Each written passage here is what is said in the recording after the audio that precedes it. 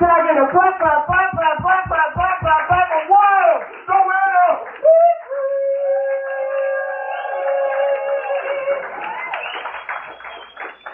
Wow. Feels good to be up on the stage. Yeah! That doesn't have a pole. Man, I used to be a slut. I used to be a slut. But now it's the new normal. I can't really compete anymore. My life changed. I got married and had 2 little kids. Now I have a 2 and a 3-year-old at home. Thank you. Thank you.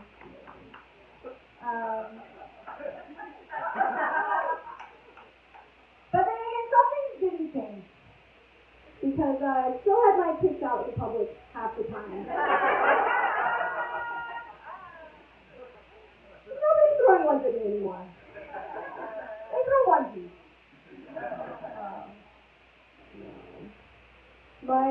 My daughter, when she was born, she is not only really into breastfeeding, but she has some very special tongue skills. Like, if she doesn't become a lesbian, this is really good. She was like shaking her head. She was her little hand starting to move, she's twiddling the other one. Yeah, she knew how to make that milk flow. And she wouldn't stop. I got pregnant, had another baby. My firstborn would not stop breastfeeding. So I wound up doing what's called tandem feeding. That's when you feed 2 different sized babies at the same time. Yeah, I'm probably the only person you know that has a litter. But my son was born. I kind of expected more of the same. But no, he had a mouth the size of a dime. He could barely suck. It was like feeding a goldfish on one side and a barracuda on the other.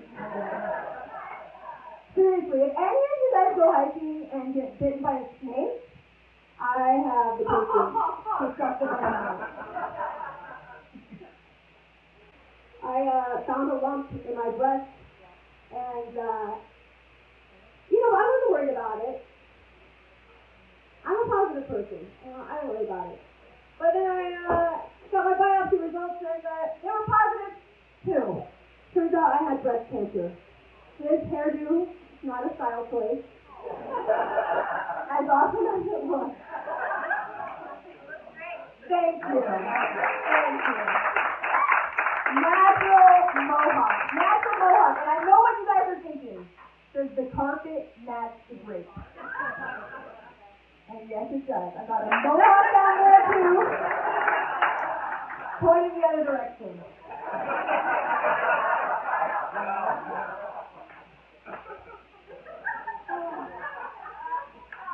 But I was terrified. When I found out I had to do chemo, I went on all these Facebook groups to find out what to expect. And I read about, people who had done it before me. And this woman said she was blasting diarrhea every 10 to 15 minutes. She couldn't leave the house without a diaper. I thought, oh man, at least I'll lose weight, right?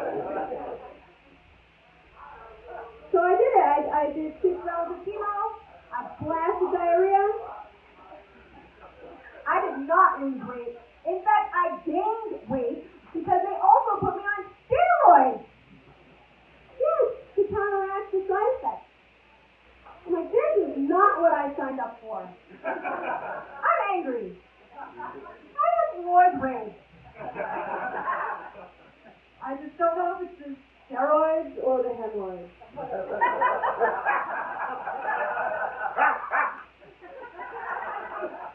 Sorry, like hemorrhoids right there. Oh my god. Sexy stuff. Very sexy. But yeah.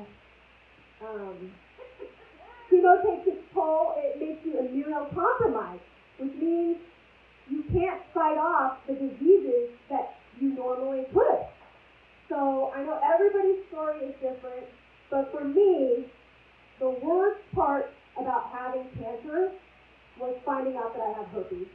I didn't need a Harvard-educated oncologist to tell me that. But I did. I did need a Harvard-educated oncologist to tell me that. It was very embarrassing. Very embarrassing. Oh. I went in for surgery. I went for the double mastectomy. I went to the doctor. The nurse examined me. She said, "Wow, they did a great job. They took out everything. It's completely flat." I said, "This is my pre-op." This is my pre-op.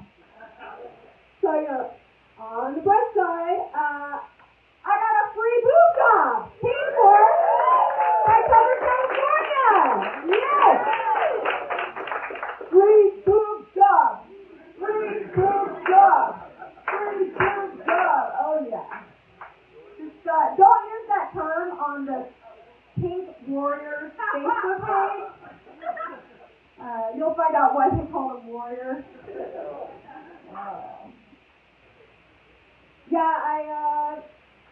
When I was planning for surgery, they told me I could save my nipples. I could spare them. I said, "Oh, I didn't know they were in danger." But I guess they were. They were in danger. One of the nipples turned black and started to rot off. I almost lost it. I put it out there on Facebook. I had a GoFundMe just for my nipples. I had a lot of people praying for my nipples. And it's not like sports where they're praying for both teams and it just cancels each other out. Everybody was praying for my nipples. They were all on the same team. Thank you. And it almost worked. I have 1.5 nipples now. Yes. I'm very proud of them. Showing them off every chance I get. Yeah. Problem is, can't feel anything anymore. Can't feel a breeze. Having a lot of nip slips, people. A lot of nip slips. But like I said, some things never change. I still have my tits out in public half the time. All right, you guys. Thanks for coming out on my show.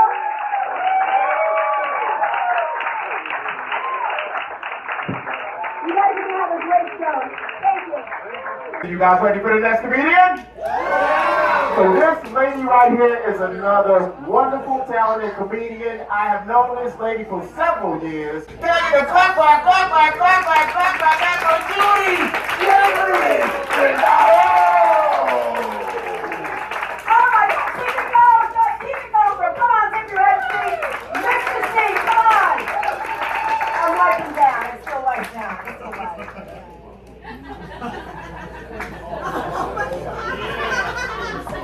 When it comes to masks, listen, when it started, things we didn't know, the science, we didn't know the data. You're resistant. Now it's like, just wear it. Somebody says, could you put your mask? I'm like, fine. And this guy, just last month, we're in the same building. We're downstairs at the manager's office. It's a small area. We're waiting for the manager. I said, sir, put your mask on. He goes, you can't tell me what to do. I'm like, sir, we're in a small area. He goes, you can't infringe upon my freedom. I said, sir, you have to put on a mask because you are really ugly.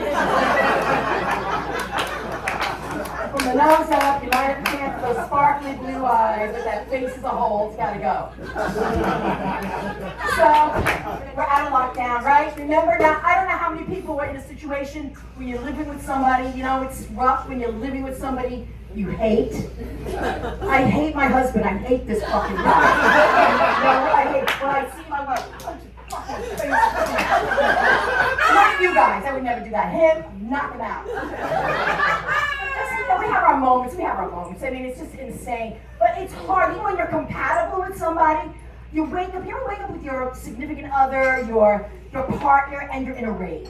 Right? You wake up in the morning, you're like, what the fuck, what's going on here? I mean, and it's understandable. If I'm angry, because I hate the guy. Understand? But one morning, we had a great night. The night before, he made an attempt. He lit candles. We had a romantic dinner. At this point in our marriage, when he does touch me, I black out. I'm like, why am I so? And I never figured it out. And we're old school. You know, we didn't meet on internet. No Tinder. No Match.com. We met in an elevator. When people hear this, they go, "Oh my God, that's so romantic. You met on your elevator. That's so romantic." I'm like, no, not at all. I should have gotten off on my fucking floor. This guy, how did this happen? But he's a good kisser. He did the right sound, you know. And I try to be positive. You know, during the COVID, he lost 35 pounds, and right, you try to focus on what's positive about someone. That's hard to do, lose 35 pounds. I said, that's fantastic. I said, you should feel great about yourself. And keep your double chin up. I hate him. You know, let me say one more thing about him. Just one more thing. Is that when I first met him, I thought, perfect match. I'm Italian, hot-blooded. He's Scandinavian, really white, pain in the ass, like cold-blooded, stoic. At first, I thought this is challenging. I don't think that turned me on then. Now, I can rip into shreds. Great example. He takes me to dinner. He makes an attempt. In the back of the restaurant, there is a Lotus Lane. And great, we're going to walk through Lotus Lane. As we're entering the entrance, I'm having a meltdown. Girls, you can relate to this. Because he's walking a few feet ahead of me. I'm like, what are you doing? It's not a campground. We're not camping. You're not the leader. Now I'm screaming at him in front of everybody. I'm like, put your arm around me. Feeling affection for me. And I don't know why I bother, because every time he puts his arm around me, do you know what it feels like? It feels like a cop moving me along the crime scene. Just affectionate it up and like, there, you're a penguin on ice. He's a freak is what he is. I married a freak. Good kisser. Okay, I want to say one more thing. The last thing I want to say about my husband. He is such an asswipe. He just told me his fantasy, just this past week, he wants to be with 2 women. Yeah. I'm not one of them. Well, before I go, I just want to say something to Wild Jo. She's amazing, an amazing woman. Big round of applause. Let me tell you something. She gave me so much courage and strength, a big inspiration. We've been friends for such a long time. You know, like 2 years to be friends with somebody now is really a long time. Well, you know, when she got the cancer, I was talking to her back in December, I think it was, and then in January, I got cancer. I'm like, can you give it to somebody?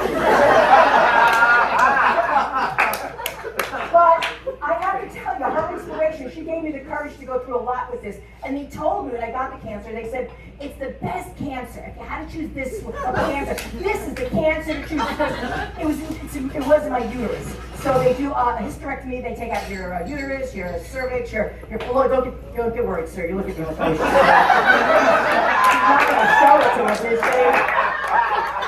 I literally gave birth to my fallopian tubes. And I said to this doctor, I said, you see a diagram of the fallopian tubes and the machinery to have a baby? I said, what does it look like now? He looks at me like I'm a freak. He goes, nobody's ever asked me that. I said, well, where is it? So this really happened. He walked me into the bathroom. He points at the sink, the small sink. He goes, that's what it looks like.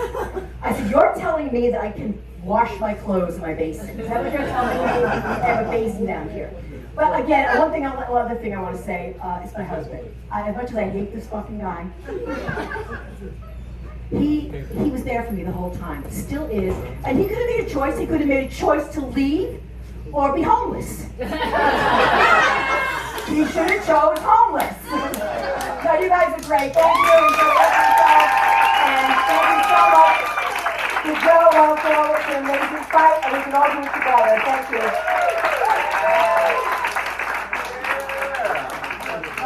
Another round of applause for Judy.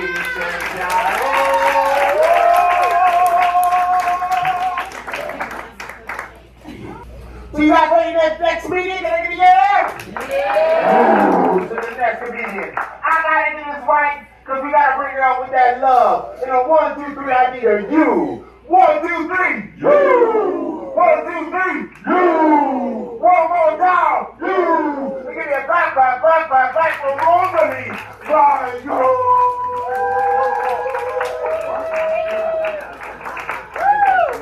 Only person in LA that can pronounce my name. Let's see. Thank you.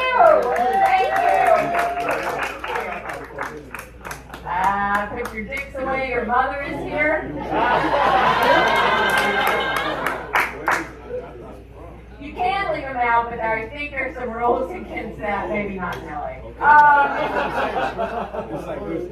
There's so many people who survived cancer. I don't feel special anymore. You used to be able to get that's a good sympathy card, goddammit. That used to be like victim whoa with the big V, but now it's like, oh, you too.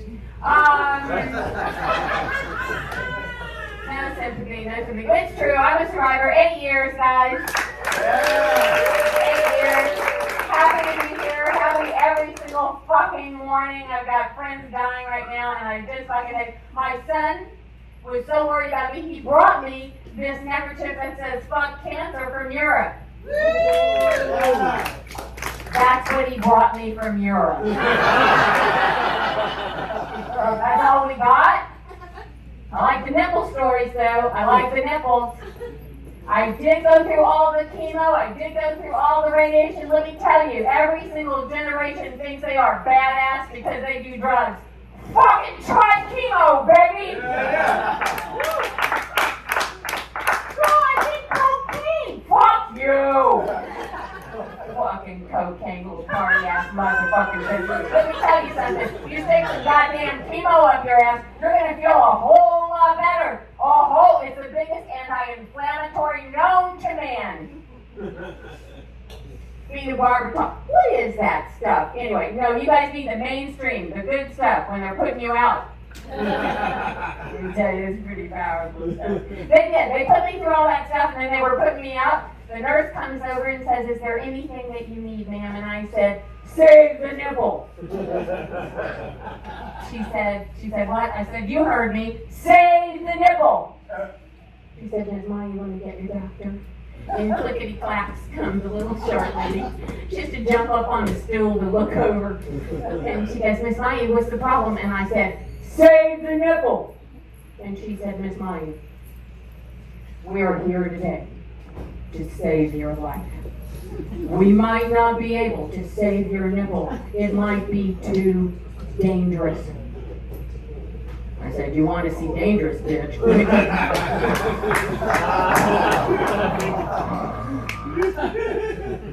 So wake up. Anybody here have been in a recovery room? With 32 hairy old men with their gowns open in the back? I don't tell you that part. I'm in the wake-up room. There's a priest on my left, and my 2 sons on my right, and the head nurse across the room. And my eyes flutter open, and there she shouts to everyone in the room, Miss Maya, we saved your nipple! We saved your nipple! Saved your nipple. Can you imagine if they saved your penis? We saved your kid! We saved it! Miss Bobbitt is in jail, and we saved your kid. They told me when I became a comedian that I would have to say dick jokes and poo jokes, and I said, I am never going to do that. Want to hear my dick joke? I went to Vegas, because that's where my career is. Went to Vegas and told them jokes 30 miles outside of Vegas, because that is where my career is. It was a really great bar. I loved it so much, and I'm coming home feeling high, driving late at night, and I passed the 134 knowing I'm almost home. And there on the side of the road are 6-foot-tall letters spelling out DICKS.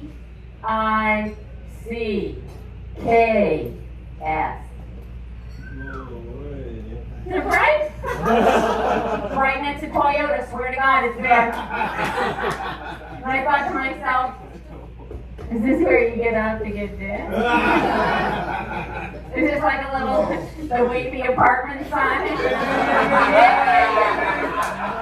under the freeway, let's just get off. Dick, or is it just Dick's Sporting Goods?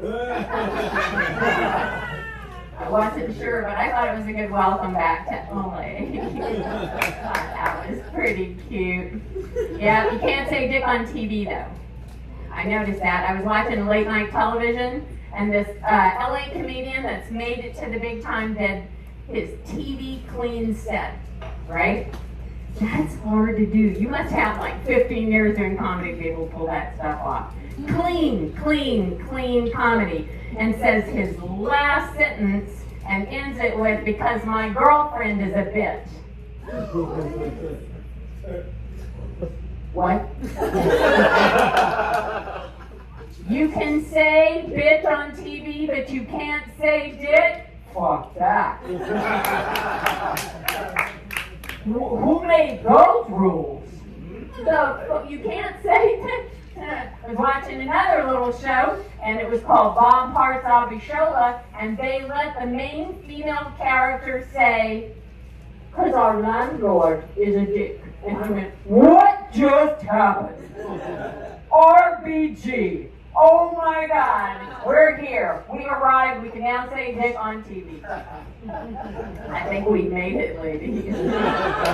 I think we've made it to the big time. But then I thought about it. It was written by a woman, Gina Gershir, and two guys, and she gets to slip in that dick. Gina slipped in a dick. Can you just see that she was sitting at that writer's table and she said, "How about you boys let me slip in a dick? Come on, just let me slip it in." And they said, "I don't know, Gina. That's like not even allowed. But maybe we could give you one." And she said, "What's it gonna cost me?" And they said, "We get to name the series." She said, "What?"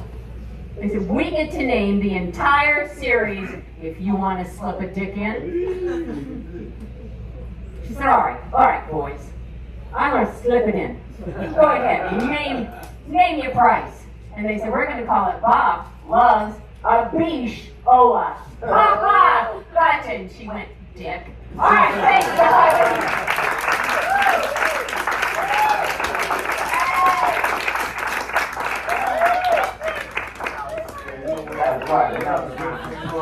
Rosalie, I don't do dick jokes. Why you?